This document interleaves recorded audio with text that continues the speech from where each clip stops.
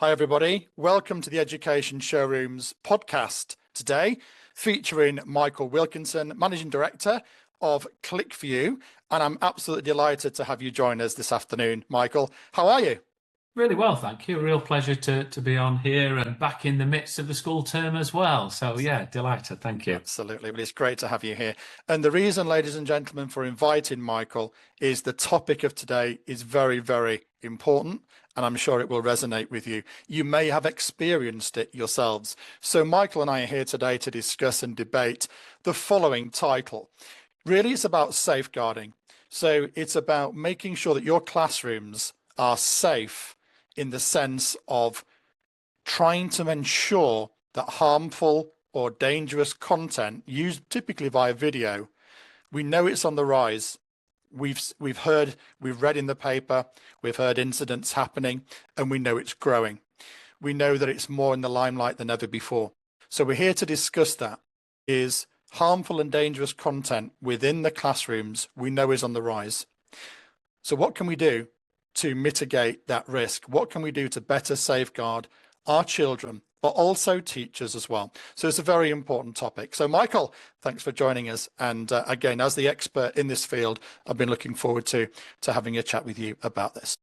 Just before we get stuck into the real content, Michael, of the session, it'd be lovely for the audience today just to learn a little bit about you. I know you have a extensive education background, and it'd be lovely just to learn a little bit about the man, Michael Wilkinson. Well, thank you very much. It's probably a grandiose way of introducing it. No, I've spent my entire life in education. For those who have been around as long as if you remember the City Learning Centres, I started life working through City Learning Centres, which were around the country funded by Vector centres, which work with schools, funded to use technology to support better outcomes for young people.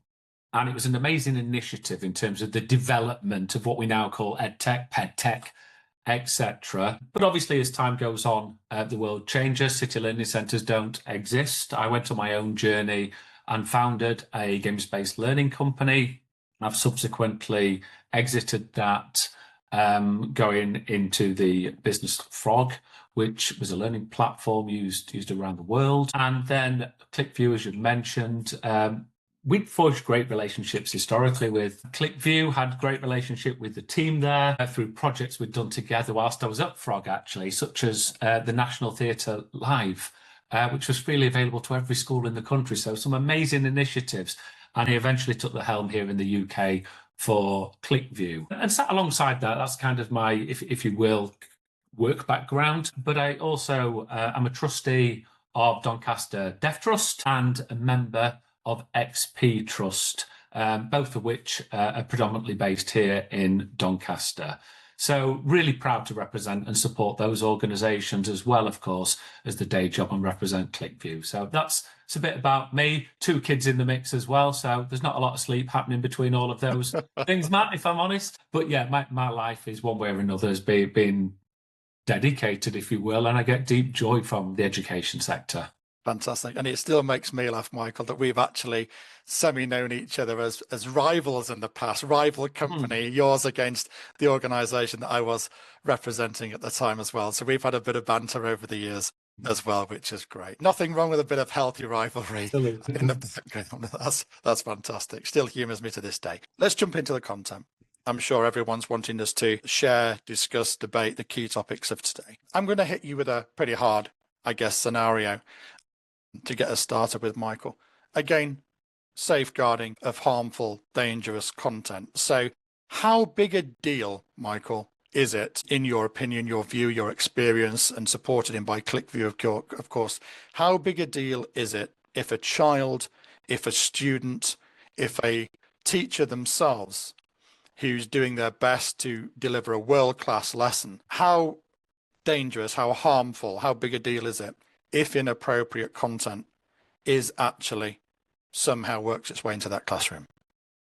Yeah, it's a great question, Matt. It's a really, really difficult question to answer. How do you quantify it? Okay, let's take a step back. Right. As school leaders, what we all want, as teachers, school leaders, system leaders, whatever, what we all want is safe, focused, positive environments for learning. So anything which interrupts that, of course, has negative implications for the ability to support focused and positive learning.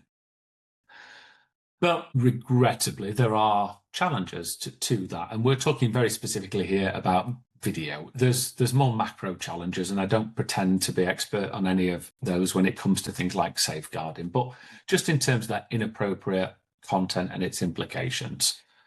The worst example of this is where a young girl unfortunately committed suicide having seen harmful content whilst watching the platform YouTube on a school iPad.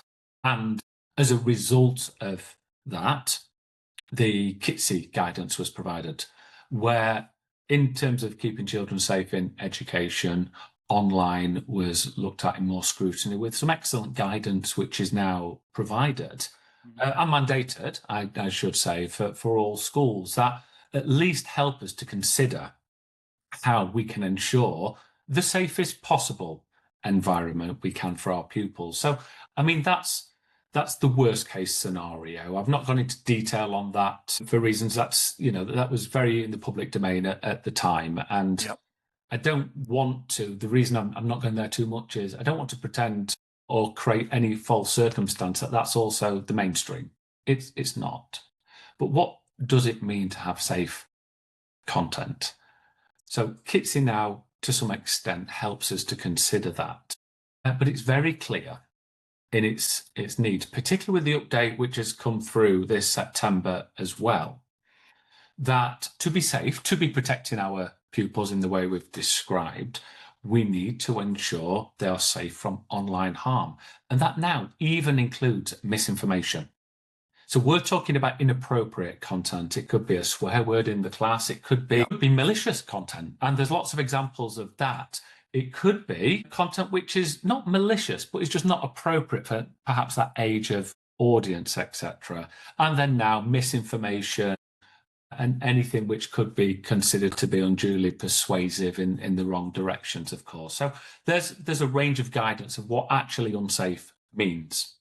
And that's the real challenge. Those things are slipping into our classrooms. You mentioned it's on the rise. So the last survey I saw with TeacherTap, over 7,000 educators were interviewed, and 73% of teachers say that when using YouTube in their classrooms, so this is in front of their pupils, 73% of them have indeed experienced that inappropriate or embarrassing, as sometimes this is, content in the classrooms. At worst, it's a bit distracting. Sometimes it's just a bit distracting, that's all. But we've lost some learning opportunity there. As it goes through its levels of severity, there's some things that we've now exposed our children to, our pupils to, that we just shouldn't have done so. And in doing so, those pupils can't unsee that content, number one. So it's creating some level of harm there. What does that say to the parent communities? What parents going to say when they hear that? There's the whole challenge, particularly with social media, about where that goes, school reputations, etc.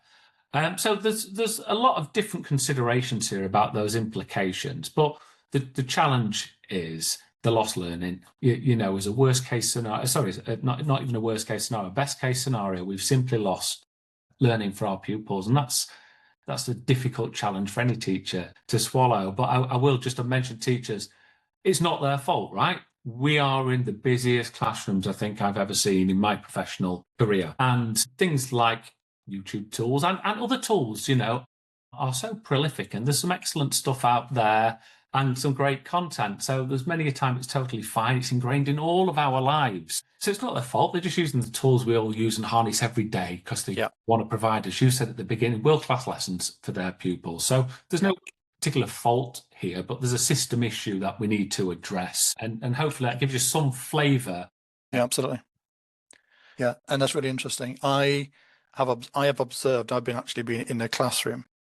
This was about 6 or 7 years ago, and the teacher, unfortunately, part of their lesson was delivering video content, and an ad popped up, and that ad was very, I would say, controversial and certainly inappropriate. And that moment of trying to stop it, that moment of panic, that moment of my goodness from the teacher, bless them, but also that moment on the children's faces, the students' faces of what is going on here, oh my goodness. And it wasn't a burst of laughter across the classroom where everybody found it as a funny thing. It certainly wasn't. There was a very, very difficult moment, and I'm sure many of those learners will not forget that. And that just kind of is seconding really your points, is whether it leads to, let's call it, you use the word best case and worst case, I'll just use slightly different language, whether it's deemed as minor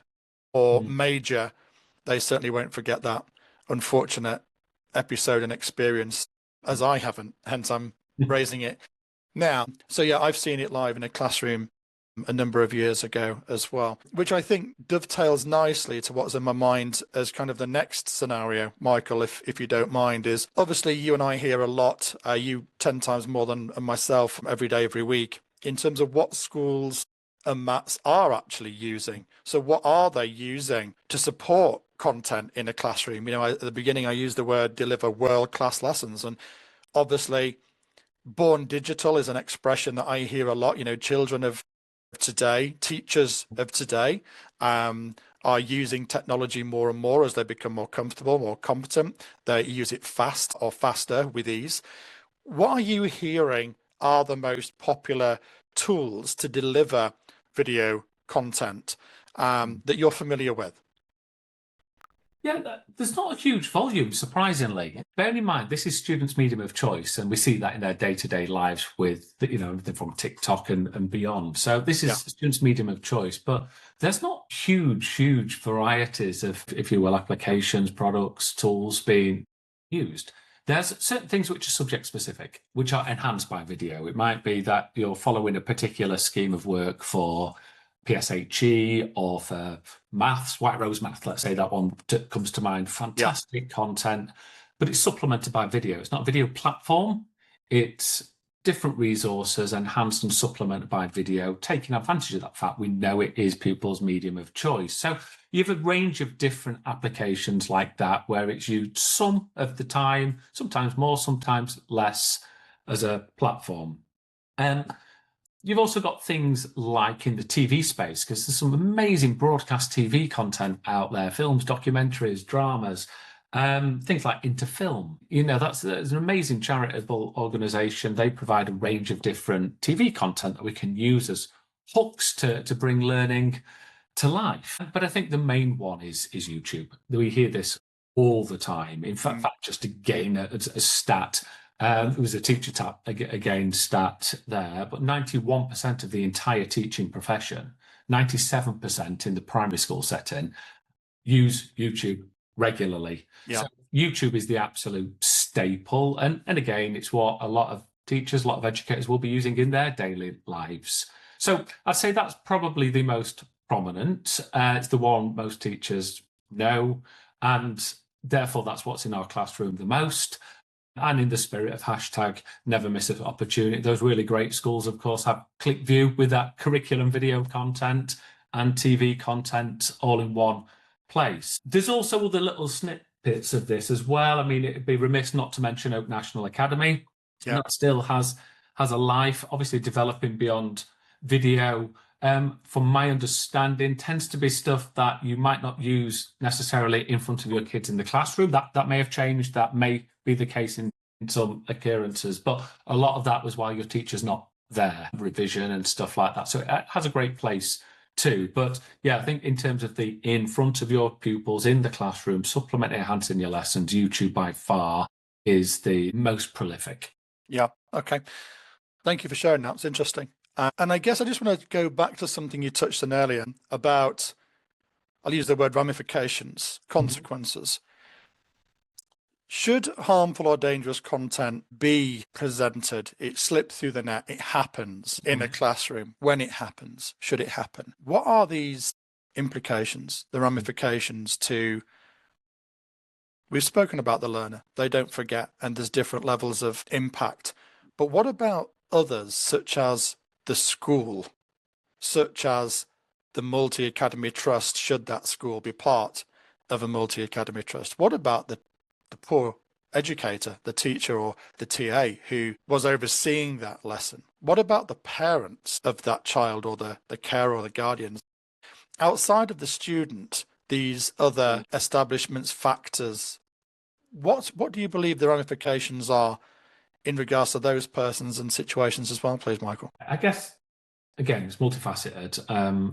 I'll first touch on the learner just to complete a cycle there. One thing I think we ought to at least consider with all of this as well when it comes to the learner is how normalized it becomes. If you're seeing these things, some of these things may not be independently all that big, but once you chip away a few times, you've heard it lots of times, it becomes normal. It normalizes things in a way that can be dangerous. So that's something else I'd add in terms of pupils. But in terms of the school, so first and foremost, I'd say this depends on their policy. Schools now, as part of KITSI, do have to have a policy when it comes to things like filtering and monitoring. Okay. And within that, there'll be certain procedures that in the instance that inappropriate content is found is used, did we follow our process? If one follows the process, we can point back to the process and say, can we have a process improvement? There's a quality assurance piece there. And that's a developing landscape, I'm sure, across the whole system. That will be done to various degrees of quality because that's the nature of change. So providing we do everything according to that policy, I think that's, as from a school point of view, you've done what you can at that point in time, same as a trust. Challenge is, do we identify every time actually that unsafe content has been identified, particularly with the change in definitions according to KITSI? The other thing, we just want it off as quickly as we can, and we hope no one saw it. So you quickly move on and you get on with it because you've got to. Yeah. And as a result of it, often these things won't be reported, they won't be done. So we don't even know it's happening as often as it could be. But you shouldn't think like this, but if an inspector was stood in your classroom, would we have even put that video on? I think that in of itself is a strong. Absolutely. But yeah, our teachers, they're stressed already. There's a lot to do. The workload is the highest I think our profession has ever seen. The regulation schools are under, the assessment frameworks, etc. Yeah. For all these reasons, teachers are stressed. This just adds to it. These things happen in your class. That's more than just being a bit hot under your collar. Again, sometimes just embarrassing. You look across the landscape, you talk to enough educators, and if you go into a primary school and ask these questions and say the word clear blue, and everyone clearly knows what you're talking around because those things pop up all the time. It's not an insignificant percentage of the time. So sometimes it's embarrassing and you just don't need it. Yeah. And that's an impact on your quality of teaching in the moment. So that has its challenge. Schools, even if they have followed procedure, Mats, if they follow procedure, it could be absolutely squeaky clean, but that hits, again, social media, because parents can get quite frustrated and angry by this. Yeah. So as a result of that has reputational damage, particularly at MAT level, because the dynamics are ever so slightly different there, particularly in terms of pupil intakes and recruitment. So they can be challenges, but also it's something that school leaders just don't have the time for. It's not that they won't put due time into it in terms of any response, but there's bigger fish to fry, right? There's just other challenges, other places that their time would be better spent when those circumstances do indeed happen. And I guess parents, all we want as parents is to know our kids, coming back to the point, safe and focused, and you just don't ever want that put into question. So you can imagine the frustration. And for other parents, they'll say, is that the best my child deserves? That we're getting a bit of free content that's inherent with risk, and we all know. And that's, some of the comments if you do a search on the likes of X or Reddit or where have you, you'll see certain comments like that. So yeah, there's a lot of implications. The lost learning is often the biggest, owing to the distraction all the way up through levels of severity which happen. But these are distractions we don't need in an already pushed system. And I think that's the biggest implication. Yeah, absolutely. Absolutely. And I remember a couple of years ago reading, researching, and there was a lot of talk about it at the time. A particular example, a case study that was shared about a real incident around this. And I know that you've got more information on it than I have. And I'd love, if you don't mind, with your permission, for you to kind of guide us through this example that we're talking about. And because I think that's as hard hitting and really approaches the topic of today, Michael, if that's okay. I think the reality, if we were to ask any school, if you could have 10 schools on here with us right now, it wouldn't be an exaggeration to say, if you asked in your school, are you confident that these things aren't happening, that your teachers are not getting that content? You might get one or two people that say, I'm more confident. The remainder won't be. And they won't be because they know it happened. So nothing here would be a surprise, I don't think, to most heads, most leaders and most teachers. The incident we're talking around, I suppose, depends on what we call severe again. We happened to speak about it at the time because it was the day before the ASCL conference, and the gentleman who tweeted this, it was Twitter back then, of course, was talking at the conference the following day, and he'd been teaching, in this case, A-level pupils. A bit more maturity, don't mean it's any more, the less at risk, because this happens right down to primary every day, but happened to be teaching an A-level class, Soviet Russia, and was interrupted with I don't know how one puts this delicately, but was a particular advertisement. It's not just ads, by the way, it's the comments, the recommendations, but a particular ad in this case, which was about, let's say, grooming certain areas of one's body that you really wouldn't want to be talking about in your classroom. Naturally, that was the end of that particular piece of learning for a while. I tried to put that delicately, but and you have done. It's not an extreme example. I've actually heard of lots and lots of a lot worse, like properly malicious stuff in the middle of a video. They are the exception to the rule, but they are not unheard of in terms of that level of severity.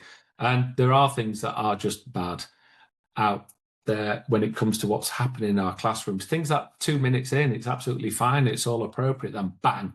And I've heard much worse examples of that, but none which I would share, none which that different people I've spoken to over the years would share for obvious reasons. But those are the anecdotes, and I think if we all look to our different settings, we probably all have these anecdotes at different levels of severity. Sometimes they make their way out onto Twitter and X and Reddit and Facebook groups, and just do a search. It's not me making this up. Do a search on any of them, or ask ChatGPT these days to go and have a look round it for you. And it'll find you, a lot of examples. It'll find you a lot of examples of teachers actively looking for hacks to stop it happening. And there are little hacks. You can do X, Y, and Z to the URL to stop those things happening. Does it happen every single time for every single video? No. Back to the point, the workload is so high. Who's got the time? And it doesn't mean just because you did that this time it's all going to work. So there are examples, Matt. There's loads of them people can find, but we probably inherently all know, and that's the reality here. Yeah, that's one of the things, a couple of things you said there, which didn't actually cross my mind, is it's not just the content, it's the comments. That never crossed my mind. So that's interesting. And I think another thing that's kind of in my mind right now as you were talking is the learner could obviously very quickly, if they're watching this content on a large screen or on their iPad or a laptop or desktop, it only takes a second to remember what that search was, and outside of the classroom in their own time, if they want to re-look at it in their own time, they could do that, right? So, it's very easy to see and observe the title of a particular search or video or whatever the content was. And if they wanted to, if there was something that's like, yeah, okay, I'm going to continue looking at this outside of it, they could quite easily do that. So I think there's other little angles to it as well. But yeah, the comments never crossed my mind. It's the content, the comments. I think recommendations as well. I mean, the fact is, there's some great benefits of YouTube. Please don't see me as actually having anything against it. There's some great stuff, some great learnings that can be on there. But yeah, the comments, but the recommendations as well. The recommendation engines will serve up content which gets headlines. It gets people's eyeballs. Often they are the things that over time may inflame. There's lots of studies, different studies done on this. Johan Hari is really interesting in his book Stolen Focus, when he talks around this and some of the algorithms and how they're not purposely designed, but an unintended consequence is things like serving up content which makes you angry, because we as humans have a presupposition to spend longer looking at things which make you angry than make you happy. So these are the things being served up, and those recommendations, even if they're not like bad or totally inappropriate, Yeah. You're run on your personal account as an educator. So what's been served up to you might be Yeah. Great point. appropriate to you, but just not Yeah. to your pupil audience. So Yeah. Great point. Great point. Of course, they're logging in and they're using their own account. Of course they are. Absolutely. Let's turn this on its head a little bit. So that's the situation that teachers are faced with. That's a situation in regards to the challenge we've got, the challenge that everyone has in terms of protecting, safeguarding children with content in the classrooms and potentially outside of the classroom too. So we've spoken about the scenario, the situation. Let's flip it and talk about what can educators, what can schools, what can MATs, what can we all be mindful of, what is available for confidence that teachers, schools, MATs can teach world-class lessons by using a way or a style which they are confident in. So what is available to deliver world-class, safe video content in classrooms? Twofold answer. Number one, policy. So Kitsy does say we need policy on this. Your school, your MAT will have this already. I guess if some of these stats are new to you in terms of that, how prolific it is, these challenges are happening, just perhaps have a review, make sure your filtering on it is appropriate while still giving those authentic learning experiences to pupils. Another thing I think it's worth highlighting as part of that is the policy around, if you are going to use some stuff, let's vet it. You can't accommodate for everything. You can't stop some of the ads. You can't necessarily stop all the other things like the recommendations, but you can at least watch it. And, going back to that same survey, 73% have experienced those sort of challenges around harmful, embarrassing content. But the amount of time that, on average, educators spend searching for and reviewing content before they press play in class is minimal. The significant majority spend less than 5 minutes, followed by 6 to 10 minutes. In most cases, you can't have watched the video. The video's 5. So unless you happened on first time, every time, great. But that's 0 to 5 minutes, I should say. So policy, again, watch the video. I understand why teachers don't often, educators don't often, time pressure. So again, zero fault in this. It's a system challenge that they're faced with. But I suppose if this is the cost, we have to either find that time or find other ways and means. It'd be remiss of me not to mention ClickView as part of that other ways and means. I guess we are one of, the only that I'm aware of, whole school platform that provide video content. I should have mentioned earlier BBC Bite Size and BBC Teach as well. Them too. Great content, absolutely brilliant, high production quality content. We paid for it as taxpayers as well. So, ultimately, that's a great source as well. But yeah, at ClickView, we are expertly created content created by curriculum experts. That's the other thing. You have an assurance of the quality of people writing this content and its purpose. It was for your classroom, for your curriculum. So ClickView hosts that curated, which helps save time beyond the vetting. It's curated to help lead educators to ever more content that supports them in the delivery of their different topics to different levels of depth. Alongside broadcast TV content that helps to bring that learning to life, be that a 2-minute clip from a particular film, be that a whole documentary, all of that content in one place. And I think the other thing I'll just add to that, everything we've spoken about is teacher use. Well, kids do use YouTube too. You sort of alluded to that, but let's take the primary setting. YouTube T's and C's are 11-year-old. And where are we pushing pupils in terms of their independent study, their inquiry, even their homework? And that's the other area ClickView helps. Everything we do with all the necessary safeguards in place based upon age, etc. as well. All of this is available to pupils to enhance their learning in school, where we have more control anyway, and out of school, where there is much less. So that's one of the things you can do. Say the BBC Bite Size and Teach content, I should have mentioned that earlier. Fabulous stuff there. And there are pockets on a subject by subject basis. Those things, we know they're great environments. They're in isolation, small areas of the curric. When it comes to whole school, that's where those challenges come. So if you are using YouTube, I understand it's not a service you pay for, but there is a cost, but that cost, factor in the time to properly vet and make sure those policies are really being policed in a serious way. And that's how you can take the best control of this quite challenging circumstance for educators. Appreciate that, Michael. Thank you very much indeed.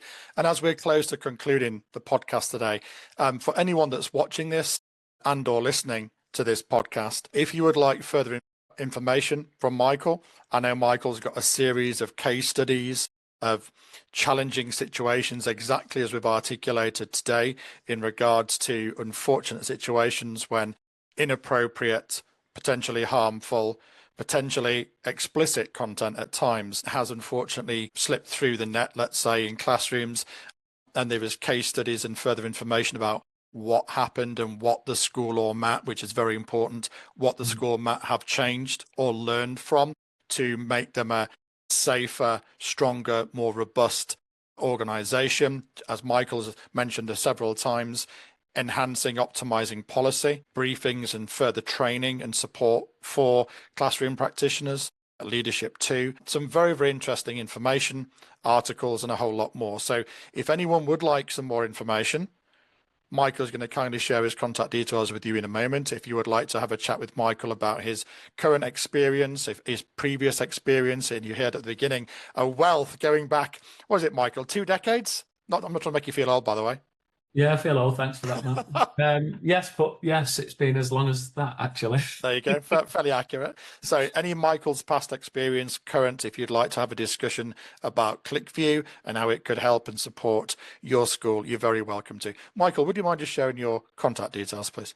Yeah, thank you for that, Matt. So first and foremost, clickvieweducation.com is a good guide. Get in touch with us there. Equally, feel free, if you want more information, drop me an email, michael.wilkinson@clickview.co.uk. You can find me on LinkedIn and all the usual places. My hair probably on LinkedIn isn't quite as grey as this, but you'll find me if you type Michael Wilkinson ClickView in on LinkedIn also. I like that. That's why I keep my hair so short, because I'm equally as grey. So yeah, my secret's out, my secret's public. Michael, it's been a pleasure, as always, to catch up with you. Thank you for your time and your expertise in this particular area.